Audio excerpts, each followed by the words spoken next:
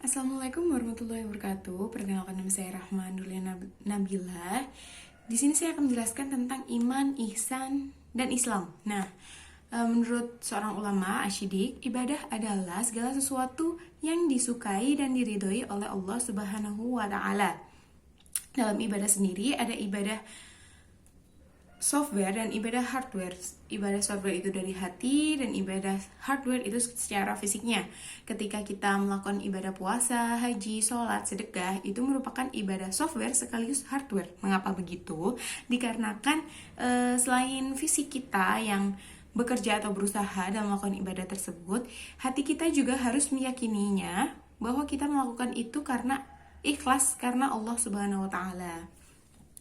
Iman, Islam dan ihsan adalah hal yang tidak dapat dipisahkan. Mengapa seperti itu? Karena dalam beriman itu tidak berarti kita hanya meyakininya dalam hati, tetapi juga mengamalkannya dalam kehidupan sehari-hari, bagaimana yang diajarkan oleh Rasulullah SAW.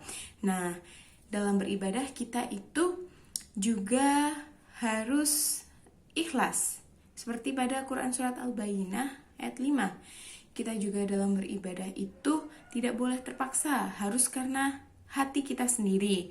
Seperti pada Quran Surat Al-Baqarah ayat 43. Sebagai Abdullah atau hamba Allah, sudah sewajibnya kita itu menghambakan diri kita, menyerahkan diri kita kepada Allah Subhanahu wa Ta'ala, yang sesuai dengan yang tercantum pada Quran Surat Al-Dariyat ayat 56. Nah, Profesor Kiai Haji Mustafa Ya'qub pernah mengatakan bahwa ibadah itu termasuk ibadah sosial atau mutadiyah dan ibadah individu atau qashirah. Nah, bagaimana maksudnya? Ibadah itu selain bermanfaat bagi individu atau kita sendiri, itu juga harus bermanfaat bagi orang sekitar.